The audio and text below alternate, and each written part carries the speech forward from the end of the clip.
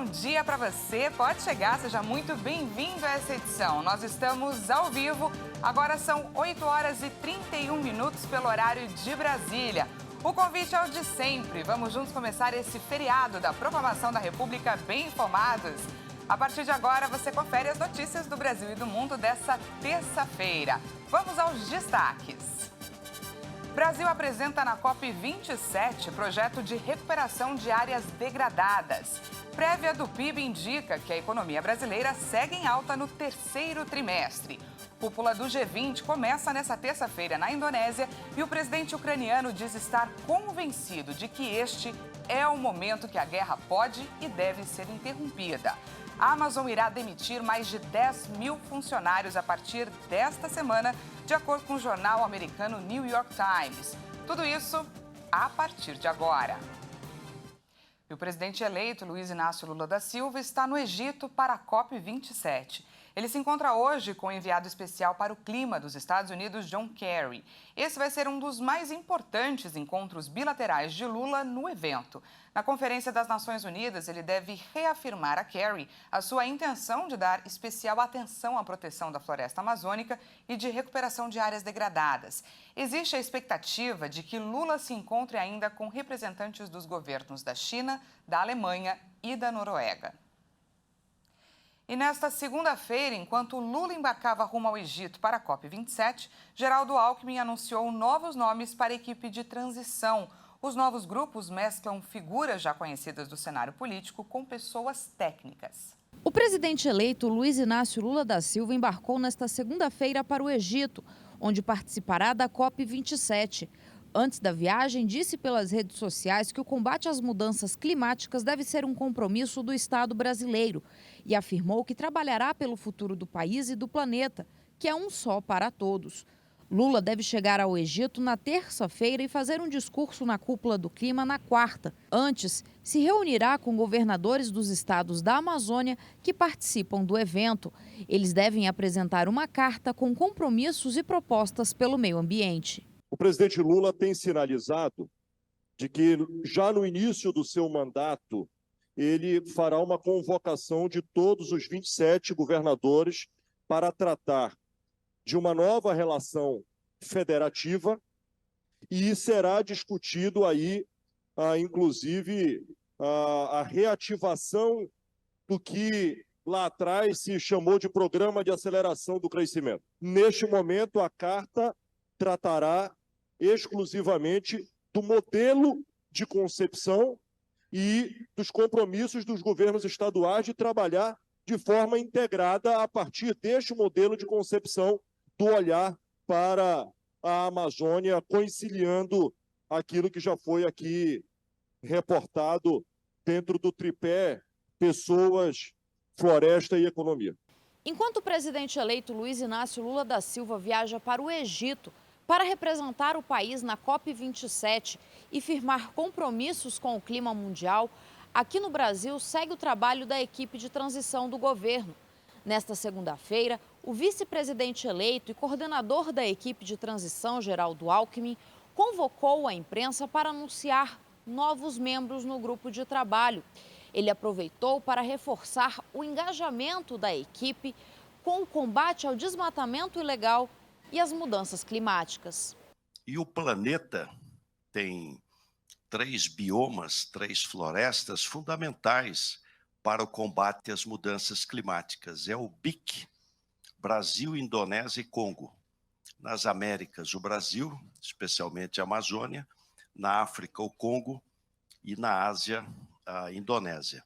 Então, por isso a importância, por isso o presidente Lula, presidente eleito, está chegando lá no Egito para participar da COP27.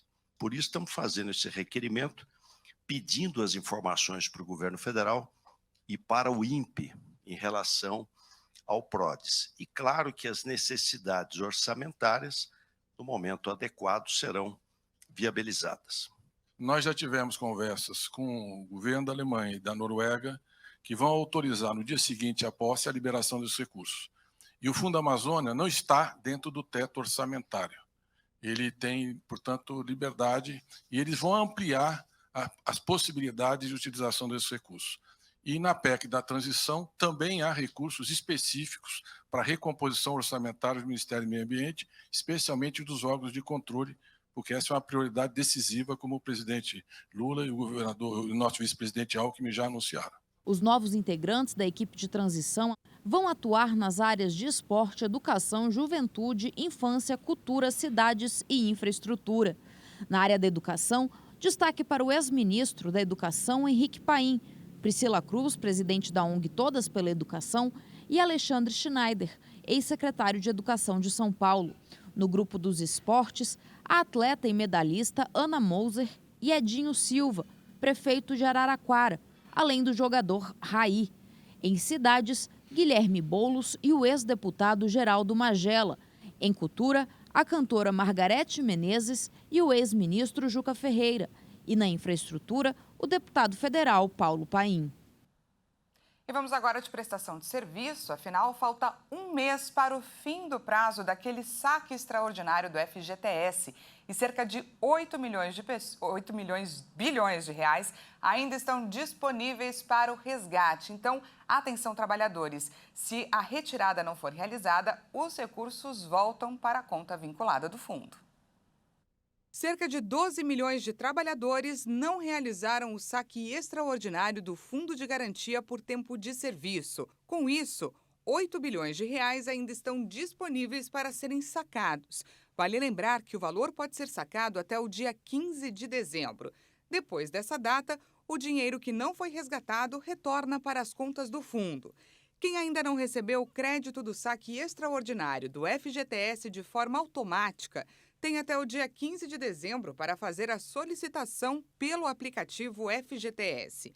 Todos os trabalhadores com saldo disponível no fundo têm direito ao saque de até R$1.000. O crédito é feito de forma automática na conta do aplicativo Caixa Tem, em nome do trabalhador. Caso a pessoa tenha mais de uma conta no FGTS, o saque deve ser feito primeiro das contas relativas a contratos de trabalho extintos, com início pela que tiver o menor saldo. Em seguida, as demais contas vinculadas, com início também pela que tiver o menor saldo. E a Caixa Econômica Federal voltou a liberar o empréstimo consignado do Auxílio Brasil, que havia sido bloqueado há cerca de 2 semanas. Quem traz para a gente mais detalhes é a repórter Maria Clara Leite.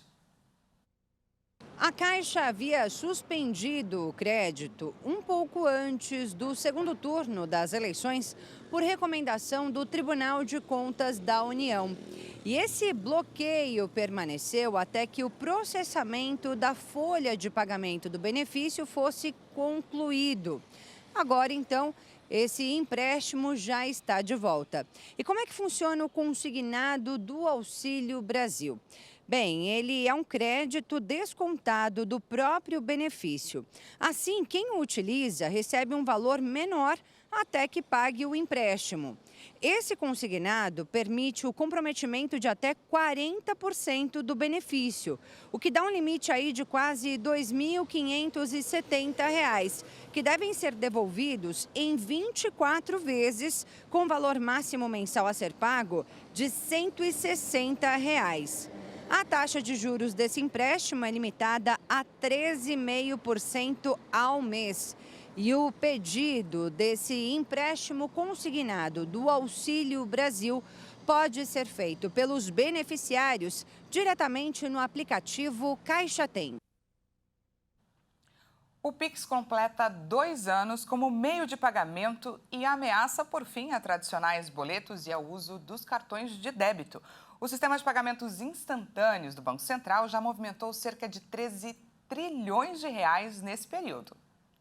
A aceitação do Pix é evidenciada pelos números consolidados de pagamentos e transferências bancárias. Desde o lançamento do Pix, há 2 anos, a ferramenta do Banco Central já completou mais de 26 bilhões de transações, com movimentações que totalizam cerca de 13 trilhões de reais. Com a presença garantida na rotina de cerca de 60% dos brasileiros, ou quase 128 milhões de pessoas, o amplo acolhimento do Pix consolidou o sistema de pagamentos instantâneos e pode ser uma real ameaça para os boletos bancários e cartões de débito. Segundo o Banco Central, no mês de setembro, foram realizadas 2 bilhões e 300 milhões de transações via Pix, 350 milhões com uso de boletos bancários e 85,5 registradas em TED. O crescimento do Pix resultou nas modalidades de saque e de troco, que permitem a retirada de até R$ 500 em espécie durante o dia e de R$ 100 à noite em estabelecimentos comerciais. Já o Pix troco pode ser feito durante o pagamento de uma compra ao estabelecimento. No extrato do cliente aparece o valor correspondente ao saque e à compra realizada. A prévia do PIB divulgada pelo Banco Central indica que a economia brasileira segue em alta no terceiro trimestre deste ano. O dado oficial vai ser divulgado pelo IBGE em dezembro. O Índice de Atividade Econômica do Brasil, considerado uma prévia do Produto Interno Bruto, registrou um aumento de 1,36% no terceiro trimestre deste ano. O PIB é a soma de todos os bens e serviços produzidos no país e serve para medir a evolução da economia. Quando o PIB cresce, significa que a economia vai bem e produz mais. Se o PIB cai, quer dizer que a economia está encolhendo e o consumo e o investimento total é menor. Segundo o Banco Central, para este ano, o mercado financeiro estima uma alta de 2,77% para o PIB. Já para 2023, a expectativa é de um crescimento menor, de 2,70%. Já o Ministério da Economia projetou em setembro um crescimento de 2,7% para a economia brasileira em 2022 e uma expansão de 2,5% para o ano que vem. O resultado oficial do período, medido pelo IBGE, vai ser divulgado no início de dezembro. Agora a gente fala sobre o coronavírus. Com o aumento dos casos, o Ministério da Saúde voltou a recomendar o uso de máscara. Quem traz para a gente os detalhes agora é a nossa repórter de Brasília, Jaqueline Fonseca. A nota técnica da Secretaria de Vigilância em Saúde do Ministério da Saúde considera a situação de alerta para o aumento de casos de Covid-19 e o surgimento de uma nova subvariante da Ômicron, a BQ1, que já tem 12 casos confirmados aqui no país, sendo 6 no Distrito Federal. A nota informa que não há dados que sugiram que essa nova variante provoque a Covid de forma mais grave, mas considera um aumento de 120% no registro de casos para recomendar que a população volte a usar máscaras, especialmente a população de risco, idosos, pessoas com comorbidades e gestantes, e que frequentam locais fechados e pouco ventilados. A nota também inclui a recomendação de reforçar a higienização das mãos com álcool em gel. De Brasília, Jaqueline Fonseca. E veja a seguir, presidente ucraniano discursa na cúpula do G20 e diz estar convencido de que este é o momento que a guerra pode e deve ser interrompida. E ainda, a Amazon irá demitir mais de 10 mil funcionários a partir desta semana, de acordo com o jornal norte-americano New York Times. Nós voltamos já, não perca!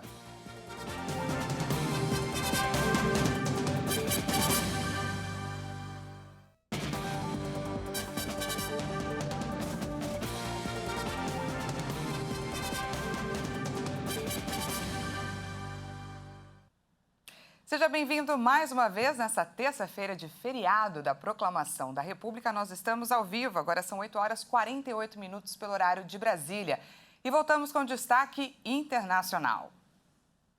O mundo bateu hoje a marca de 8 bilhões de habitantes. O levantamento é do site de estatística Worldometer. Esse número foi alcançado pouco mais de 11 anos após o planeta chegar aos 7 bilhões de habitantes. marca atingida no dia 31 de outubro de 2011, segundo a Organização das Nações Unidas. O secretário-geral das Nações Unidas, Antônio Guterres, comentou o feito em uma publicação, onde ele atribui a marca aos avanços científicos e a melhoria na alimentação, na saúde pública e no saneamento da população. Mas ele ressaltou, porém, os riscos da desigualdade e apontou que o planeta tem um número recorde de pessoas à procura de oportunidades. Segundo dados do Departamento do Censo dos Estados Unidos, que foi atualizado em julho de 2022, a China é o país mais populoso do mundo, com 1,4 bilhão de habitantes. Em segundo lugar está a Índia, com 1,3 bilhão de habitantes. Para se ter uma ideia, juntos, esses dois países têm mais de 25% da população mundial. O Brasil, com 217 milhões de habitantes, fica em sétimo lugar na lista, sendo o país mais populoso da América Latina. E os representantes do Grupo G20, que é o grupo composto pelas 20 maiores economias do mundo, se encontram nesta terça e quarta-feira em Bali, na Indonésia. Essa é a primeira cúpula desde o início do confronto entre a Rússia e a Ucrânia, no dia 24 de fevereiro. E a guerra é um dos principais tópicos das conversas entre os líderes mundiais. Mesmo não fazendo parte do grupo, a Ucrânia foi convidada pela nação anfitriã a participar do encontro. E nessa manhã, o presidente Volodymyr Zelensky discursou virtualmente, defendendo a líderes do G20 de que a guerra pode estar perto do fim. No vídeo, Zelensky pontuou que o recuo russo em Kherson pode ser uma oportunidade para pressionar Putin a chegar a um acordo de paz. Em seu plano de paz, o presidente ucraniano pede a retirada de todas as tropas russas e que a Ucrânia mantenha seus territórios, além, é claro, da libertação de todos os seus prisioneiros. O presidente russo Vladimir Putin não está presente no G20 e está sendo representado pelo ministro das Relações Exteriores, Sergei Lavrov. Além da guerra, também é esperado que o primeiro-ministro britânico, Rishi Sunak, levante questões relacionadas à instabilidade econômica internacional e ao aumento do custo de vida. Outros tópicos que devem entrar em pauta são compromissos envolvendo o clima, insegurança alimentar no mundo e tensões sobre Taiwan. E é grande a expectativa sobre um comunicado que deve ser divulgado em breve ao final da cúpula do G20. O presidente francês, Emmanuel Macron, pediu que seu país e a China se unam contra a guerra na Ucrânia. Macron participou de uma reunião com o presidente da China, Xi Jinping, à margem da cúpula do G20 em Bali.